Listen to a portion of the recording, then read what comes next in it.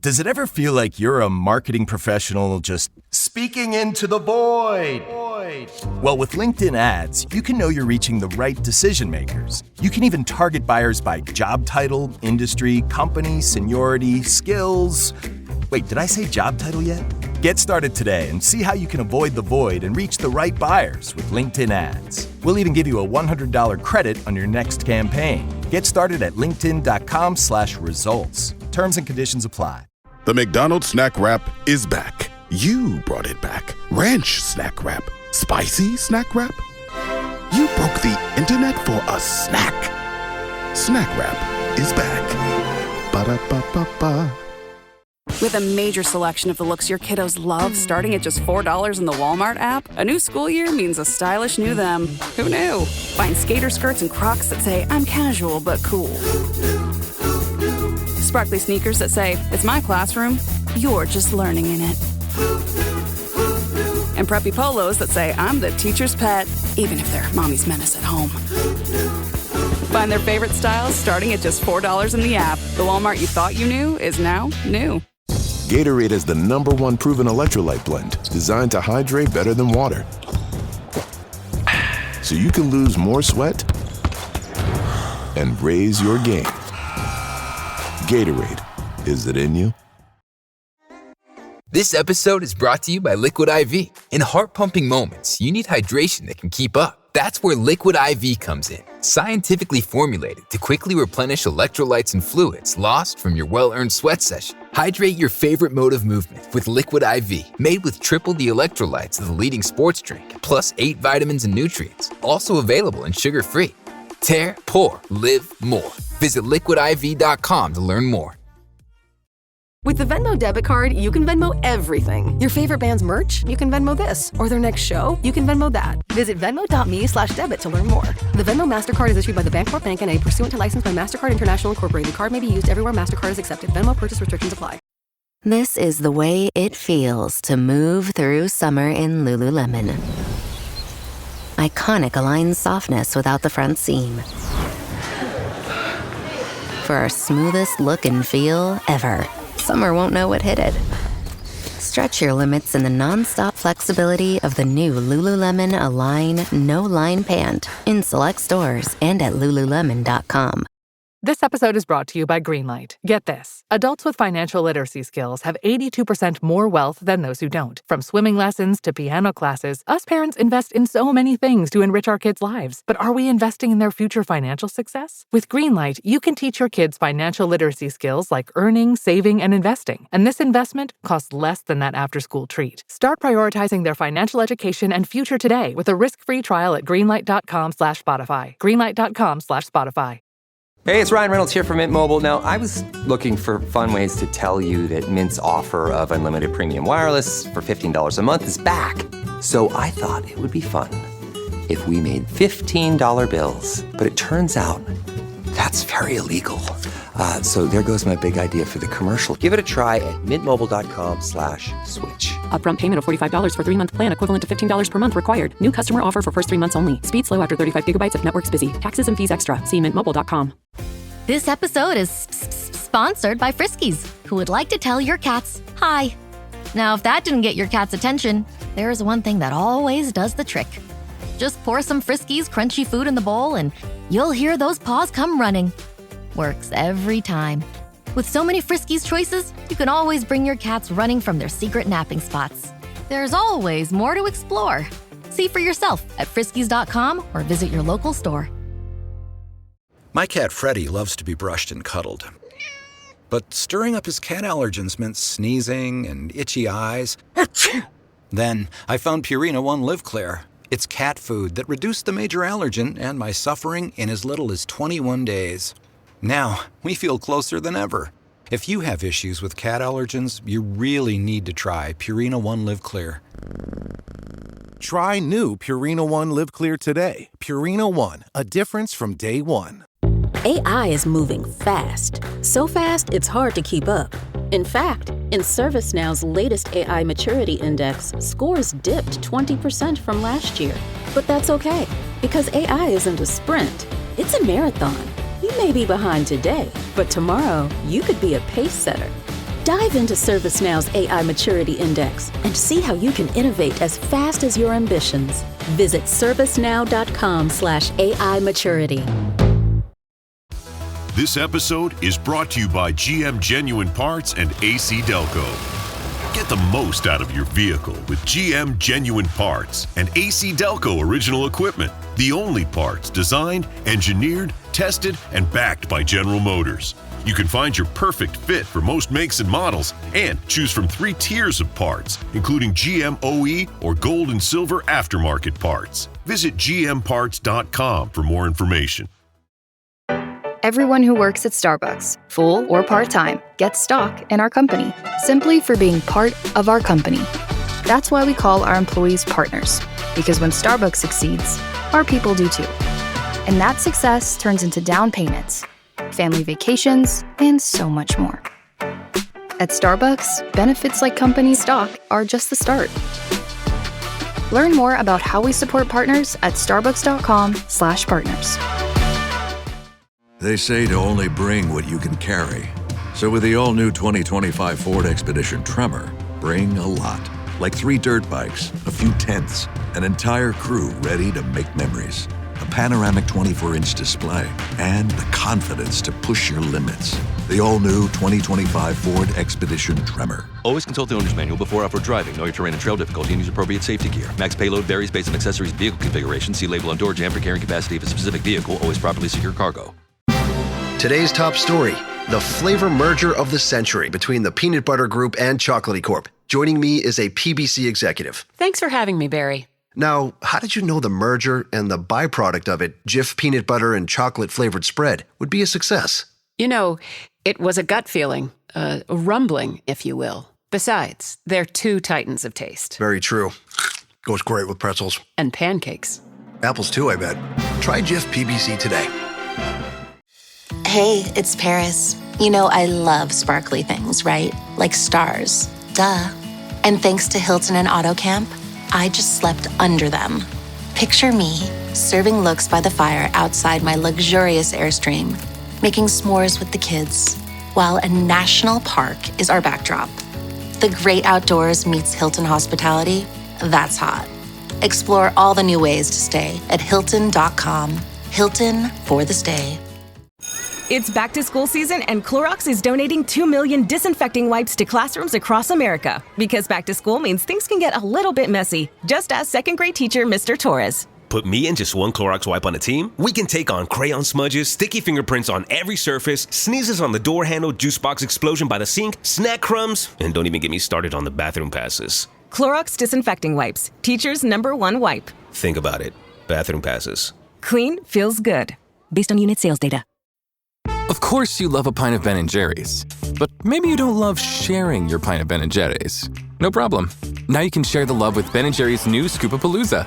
28 whole ounces of crowd-pleasing flavor in a single tub. It's an instant ice cream party. And if that means your favorite pint is left just for you, so be it. Ben & Jerry's new 28-ounce Scoop-A-Palooza. Made for sharing in 4 larger-than-life flavors. See benjerry.com/palooza. Does it ever feel like you're a marketing professional just speaking into the void? Well, with LinkedIn ads, you can know you're reaching the right decision makers. You can even target buyers by job title, industry, company, seniority, skills. Wait, did I say job title yet? Get started today and see how you can avoid the void and reach the right buyers with LinkedIn ads. We'll even give you a $100 credit on your next campaign. Get started at linkedin.com/results. Terms and conditions apply. Have you ever spotted McDonald's hot, crispy fries right as they're being scooped into the carton? And time just stands still. Ba-da-ba-ba-ba. Welcome to the HCI family of podcasts. We're your source for personal, professional, and organizational growth and development. We share our own original research, explore industry trends, and interview executives and thought leaders from across the globe. Join us for practitioner-oriented content around all things leadership, HR, talent management, organizational development, and change management. Maximize your personal and organizational potential with the HCI family of podcasts. Kavita Singh Gilchrist and Raphael Williams, welcome to the conversation today. Thank you. Thank you. It's a real pleasure to be with both of you. You're joining me from New York. I'm south of Salt Lake City in Utah. And today we're going to be talking about empowering resilience and nurturing motivation and self-care amid DEI challenges. Really, really important topic right now. I think it's always important. These last several years in particular have been volatile, and this dialogue has been increasingly challenging, I suppose, but particularly at this very moment in time, the social and political context is challenging, shall we say, to say the least. And we need to continue to have these conversations, even though, it's probably more politically charged than it's ever been, to try to have these kind of conversations, which, by the way, I find incredibly sad, because in my mind, there's nothing about any of this that should be politically charged. I feel like this conversation is about human dignity, treating people with respect. I think everyone wants to feel valued. Everyone wants to feel needed, wanted, having the opportunity to contribute in meaningful ways. I think we all want that. And I think for the most part, we all want that for each other. But for some reason, we get caught up in culture wars and the rhetoric and all this stuff. And so then DEI gets vilified, and then we start to have corporations doing this and that and the other with their programs and boycotts and political parties and all of this stuff, right? And it just becomes this big mess. And so that's where we are at this very moment in time. And amidst that, you do all of your great work. And so I applaud you for what you continue to do, given the messy context. As we get started, and before we start this really fun conversation, I wanted to share bios with the audience. Raphael Williams serves as Senior A&D Manager for Allsteel, a leading innovator in workplace furnishings and architecture product solutions. He also serves as Equity Council co-chair for the International Interior Design Association's New York chapter.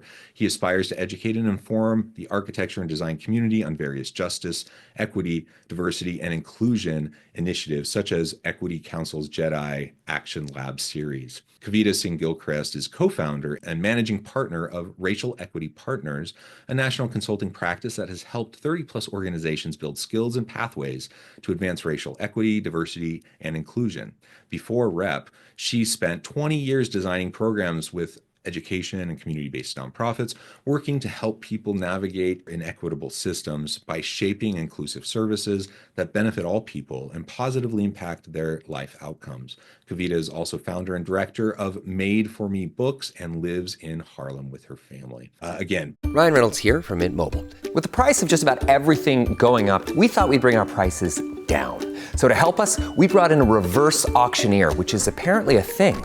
Mint Mobile Unlimited Premium Wireless. How to get 30, 30, bit to get 30, bit to get 20, 20, 20, bit to get 20, 20, bit to get 15, 15, 15, 15, just $15 a month? Sold! Give it a try at mintmobile.com/switch. Upfront payment of $45 for 3-month plan equivalent to $15 per month required. New customer offer for first 3 months only. Speed slow after 35 gigabytes if network's busy. Taxes and fees extra. See mintmobile.com. Pleasure to have both of you with me today. Before we launch on into the conversation, is there anything either of you would like to share by way of background, personal context? Just that, Racial Equity Partners has been around doing this work for the last 5 years during a time where it feels really oppressed, because it's coming from our own government in so many ways. Yeah. And it's a tough slog, and yet resistance has always been there. Raphael and I, we've talked about that a lot through the work that we do together with the Equity Council. The resistance has always been there. It takes different shapes and forms.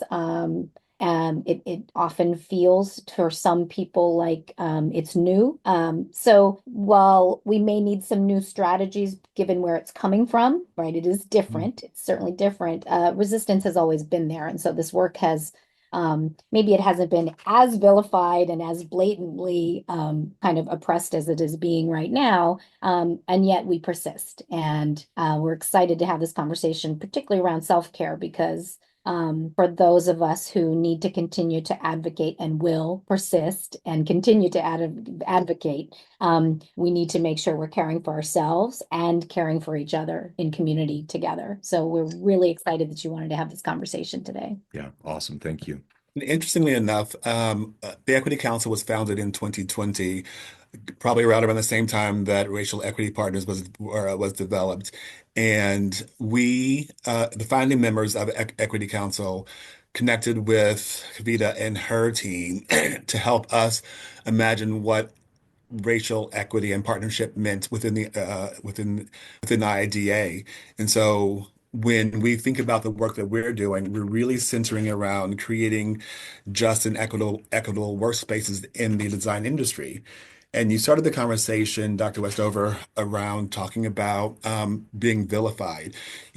As creatives, as designers, when we think about space, we look at it through the lens of if we do something exceptional for the whole, the greater good, those singled out communities that we're focusing on now will also benefit. So just thinking about the best practice is just to do something exceptional for everybody, then we really would need to be having these conversations because good design is good as great design, And so doing the next right thing is we hope inherent in everyone's DNA, but apparently doing the next right thing is not what next equitable right thing is not what everyone wants to focus on. So I too am glad that we're having this conversation so that we can get to as many voices and people around the country. So thank you for having me. Yeah, thank you.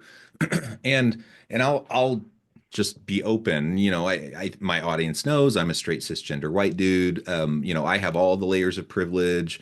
But I want to be an ally. I want to be an advocate for this work. And I recognize that that despite the layers of privilege that I may have, that if one person or one group is marginalized or oppressed, that it does hurt everybody, even privileged people.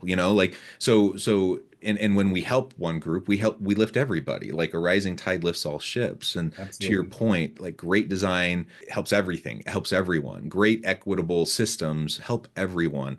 And that's the part of this conversation when it gets, culture war politicized. That's the part that gets lost. Like I think people start to think, that somehow if you're creating more just and equitable systems, somehow you're taking away from traditionally privileged groups, and that's just not the case. I don't like if I step back and look at it, I'm like, I don't feel threatened because other groups are going to be given more equitable access.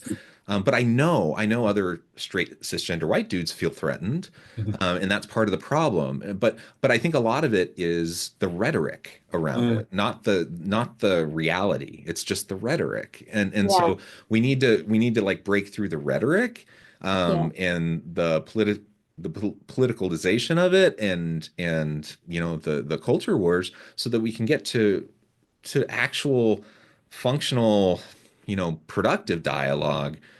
So we can move towards something that actually truly will benefit everybody. Like I will be better off if all of you and everyone, all groups are better off. I will have a more enjoyable life, higher level standard of living. I will have greater opportunity if everyone around me has greater opportunity. That's just a fact. And so it's sad, when I see others that just have this, like, I guess it's a fixed pie mentality, that they just think that they have to capture as much, of the pie as possible. And that means others have to have, as little as possible. Yeah, there's that's right, John. It's sad and it's painful to hear because we have these, like, it's not as if this is a new discussion. It isn't pie. The world isn't like that. As if there's only a certain amount of seats or a certain amount of resources to go around. We live in the United States of America. There are plenty of resources here. We know it's about will and to get those resources to where they need. I think the best example that actually kind of connects, the design conversation to the equity conversation is the accessibility movement, right? And you've probably seen articles about this where they talk about the curb cut. And when the curb cut was invented to, create a cut in the curb so that someone who moves with a wheelchair could properly navigate the streets, it ended up becoming a useful design that helped all kinds of folks navigate the streets better. So people who have strollers, people with their bikes, Right. anything with wheels, right? It ended up creating it so it was designed for a group that wasn't able to navigate the streets equitably, right? And so while the design was targeted, it ended up being for the greater good, right? And so everyone ends up using that curb cut. So it's like one of the best examples of trying to explain. You try to use analogies and parallels to folks, the naysayers, to say what is it that to try to give them, a better understanding of why this is. The other thing is when someone says I'm anti-DEI or whatever words they choose to put in there, asking them, just kind of putting it back in their lap to say, well, let's talk. Are you against diversity? Diversity means, and then sharing. It's race, it's gender, it's ethnicity, it's life experience, it's educational background, all these things, right? You're against having all of these different kinds, and trying to get them into a conversation to really break down, because we know it's an acronym that has a lot in it. It's not one thing. Because to your point, there's a lot of rhetoric, and I think there's just a lot of negative actors that have taken such positive work. And to your point, it feels like things are being taken away when we're so far away. We've just, every decade we make some gains and then they get pulled back. If we were anywhere close to taking over in terms of people of color taking over, I would have no work to do, right? I mean, we are going into places that are continue to be mostly white spaces, majority. Right. Let's say not mostly, but majority, right? And that's the thing. What's going on? What are the solutions that we create? And you de-bias the hiring process. That's what we do. We go in and we help organizations learn how to de-bias the process of interviewing and recruitment and things like that. So everyone has fair access. Everyone gets the same questions, right? Not just the person of color that we're hoping to increase the number of. It's a hope, but ultimately the practices are very equitable and supposed to fairly treat everyone. Yeah, I love that you referenced the curb cut effect, because when we think about inclusive design, that we always feature that secondary effect of like all the work that people, all the different types of people that have benefited from that small tweak that was targeted for one audience. And with that, if we think about how we educate the masses so that we can sort of overcome that but so that we can effectively overcome this myth and disinformation that people are hearing about what the benefits are for the certain things that we do to help uplift certain communities, and that they better understand that those things can and oftentimes will always assist them in their path forward. We as a whole would be so much better off. I think that as we think about all the work that we're doing and all the negative energy that keeps coming our way, we get into this constant headspace of, oh my God, what am I going to do next? What do I do? What do I do next? And how am I going to do it next? And then from a spatial standpoint, we love that we can create spaces that help you sort of disconnect from all those anxieties.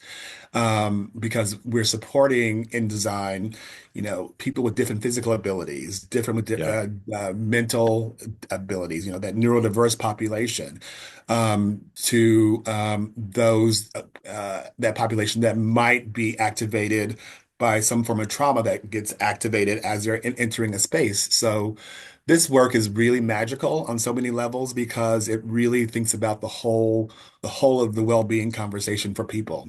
And so as we think about this diversity, equity, and inclusion and belonging conversation, it should not be so difficult to think that what we are suggesting is something that will benefit you as a straight white man, me as a gay Black man who has a white husband. Do you know what I'm saying? Right. There's all of that. It's just so depressing that we are in this space because of I'm just going to say what I'm going to say, from a select group of insecure people. Right. And, Yeah. and I'll hit pause. Yeah. Well, I mean, what's the quote is like, when you're accustomed to privilege, equality feels like oppression. So Yes. John, you said at the beginning, you don't get it. I don't get it either. Ref doesn't get it. Like, what is it that you feel is being taken away? And so we do need more allies like yourself, John, who can have the conversations, because sometimes a person of color's voice is not as perceived as valuable. And so the more we can focus, we talk a lot about allyship with the Equity Council and in our sessions, and how, often we'll go into an organization and perhaps a leader that we're working with is trying to figure out how to like get a work group together, their diversity and inclusion work group, and they'll look to the staff of color to kind of help lead the way, but they're kind of conflating creating a space for people to feel psychologically safe and able to access, and yet they have to do all the work too. So there's something in the middle of needing more allies. And then often white folks will be like, oh, that's not my space because I don't want to take space. So kind of helping folks navigate that is what we do and what the council does, where it's like, we need everybody. We need everybody. And if anything, these groups are not trying to be exclusive. They're actually trying to be inclusive spaces where you can have those challenging conversations. Yeah. And you started to touch on really where I want to take the rest of this conversation around self-care. I have to admit, so I was mentioning in the pre-interview, we were just chatting, you're in New York. I imagine these conversations are difficult anywhere. And New York's a fairly progressive state. You're a blue state. I'm in a very red state. I'm in one of the reddest of red states. And these conversations are, DEI is completely under attack. Higher education is under attack. Like, we're one of those states where this is like it's like almost full on war over these topics. And it's kind of nuts. And so I have to admit, like, I feel like daily, I feel the weight, the burden, the exhaustion of it. And I figure if I feel that as a white guy, how do others feel? Like how do people from these other marginalized groups and populations feel who live here? It's got to be just overwhelming for them. And so anyone trying to, resist, to push back, to just create space for healthy conversations, it does become a real challenge to maintain just positive energy, and the self-care piece becomes more important than ever. So maybe you can talk to us about like what you suggest as you go into organizations, so that people can make sure that they're doing things in a sustainable way. Because the last thing we want is for people, really well-intentioned people, to just like burn themselves out and then all of a sudden, throw their hands in the air. I'm beating my head against the brick wall. I can't do it anymore. And then you lose your people, you lose your allies, you lose your the people that are trying to make the effort to make change. The exciting thing about this work is that ultimately it's really rewarding. So getting involved with JEDI work for me was always something that I thought and felt deep in my soul was going to be something that I really wanted to be a part of, which is why I'm the co-chair, of the Equity Council. But one of the things that I started prioritizing for myself, especially coming into 2025, was self-care as a strategy.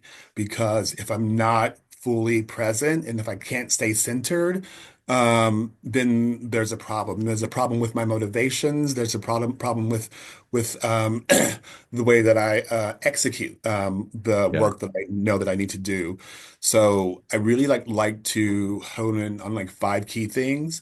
The first key thing for me, I'd like to share with those of us around, especially in the Equity Council. Think about setting boundaries and protecting your energy. If you think about being intentional about that and how you want to engage so that you don't get sucked into the swirl of everything else, I think that's important.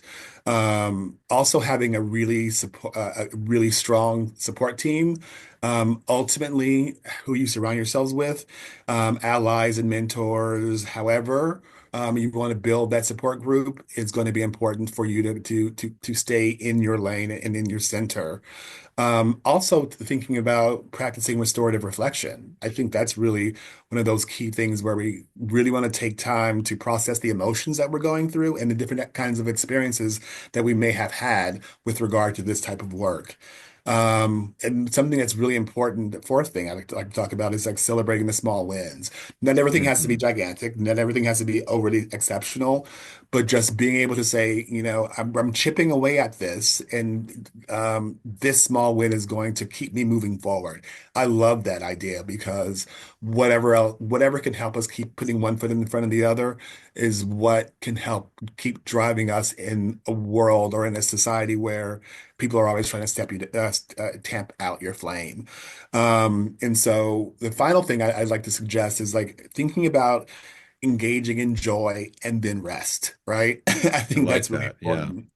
Resistance and change requires some level of resilience. And so keeping that sense of making space for certain activities and that bring you joy, being able to reinforce your own sense of purpose and allowing yourself to recharge fully. Those are the things that I like to think about when I think about self-care. How do you prioritize it? I think all five of those are excellent. I totally agree. I think we should be doing those. I have to admit, like, I struggle personally with just prioritizing self-care, like prioritizing those types of elements. I have to admit, I like often feel guilty about it. I just like, there's so much work to be done. There's so much need. I have so much privilege. Like so many other people have it so good, and so many people have so much need, and like I need to be doing more, and like I constantly I have that kind of running through my head, and it's hard for me to say, okay, no, I'm taking a break. I'm going to step back. I need to pause. How do you quiet that voice in your head enough so that you can actually like recharge? Because on the one hand, I don't want to completely quiet it, right? I want to have that drive. That drive is a good thing, but I recognize that I can't run endlessly. Like I have to rest. I have to recharge. Kavita, I'll let you interject, but I want to say one of the things that Kavita has beaten into us, which I love, is like this idea of the suggestion of setting boundaries and protecting your energy. And I think that's where you start, and that's where you have to it starts and ends there, because you have to remember, what are my boundaries? What are my boundaries? What are my boundaries? And how is this impacting me? And so I would suggest my first priority is always my center. But I also always want to remember, even though it was like fourth on my list, celebrating the small things, those things, because it will always get overwhelming. But if you can remember one step at a time, it'll keep you in a saner headspace than if you try to just do it all at once and not allow yourself to turn off, if you will. Yeah, that's so good. It's the celebration and the boundaries. I mean, the fact is, when we look at health outcomes, right? What is the number one leading cause of whatever disease we're going to talk about? It's stress. Right. Stress. And John, I am right where you are. I'm like, an Energizer bunny. I go, go, go, go, go. I have a lot of privilege. I don't deserve, and not that I don't deserve it. I guess I don't think that way, but it's like, I've got the capacity, I've got the energy, I'm going to keep going. And yet when you're doing JEDI work, DEI work, inclusion work, self-care isn't optional, right? It's essential. Yeah. It's essential. And after partnering with all the organizations that we have and watching the council, which is just major plug here, they are all volunteer and they are amazing. So if I go to an event with them, it is self-care, because I come home feeling, you find your people, you talk about the important things, we get some solutions to some things, and you're just in community. So just remembering that it's not optional, it's essential, right? Do your boundaries, as Raphael said. Like, it doesn't mean that you can just say not right now. You don't have to say no. It's hard for us to say no when you are a go, go, go person. So you just say not right now. Remember not to always say yes. I think you have to schedule it. I think that I've found that, right? Those things that fall off the list were never scheduled into your calendar. So whether it's the dance class that you've found or the morning meditation, I find that especially if you are a go-go, you probably have a calendar. So like scheduling really helps. But you have to develop rituals that replenish you. Otherwise, it will always feel like a slog. You have to be in community. I mean, this transformative change is what we're seeking, and it doesn't happen over weeks or even months. It's years. It's a lifelong commitment. It's the long haul for sure.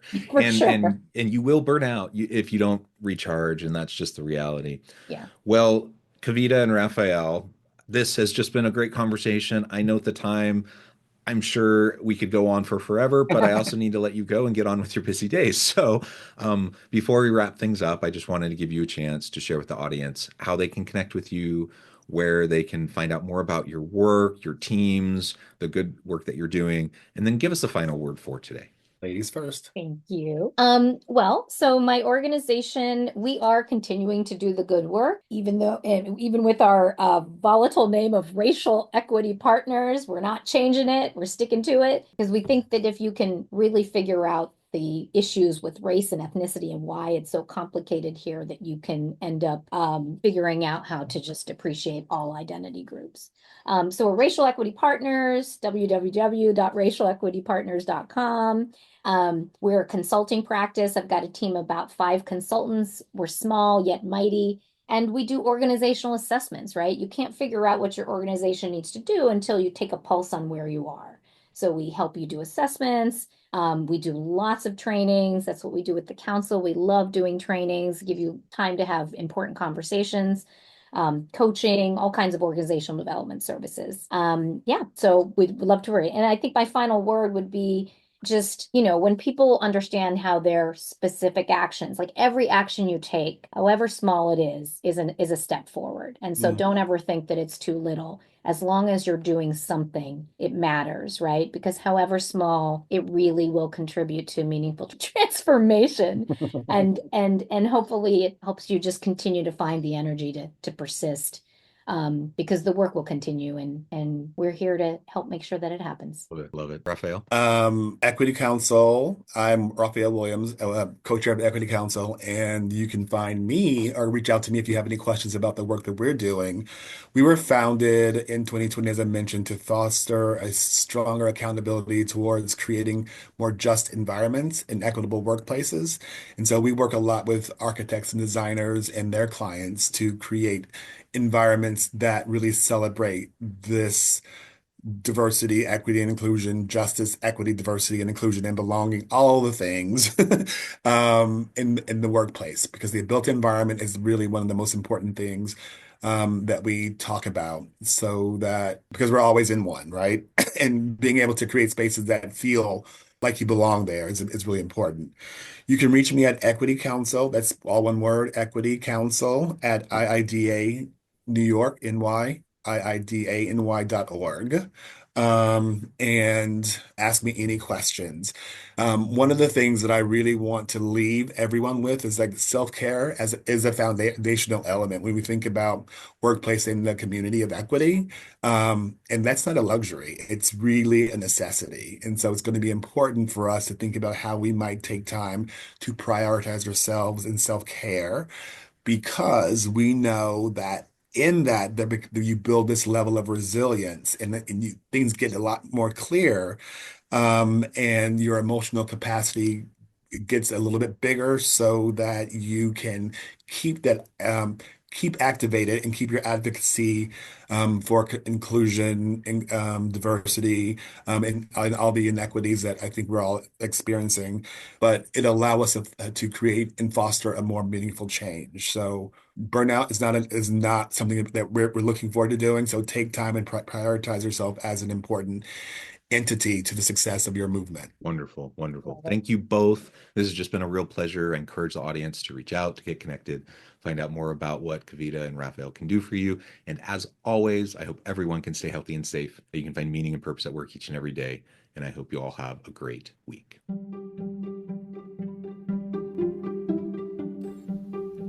Thanks for joining us for this episode of the podcast. We hope you stay healthy and safe, and please join us again soon.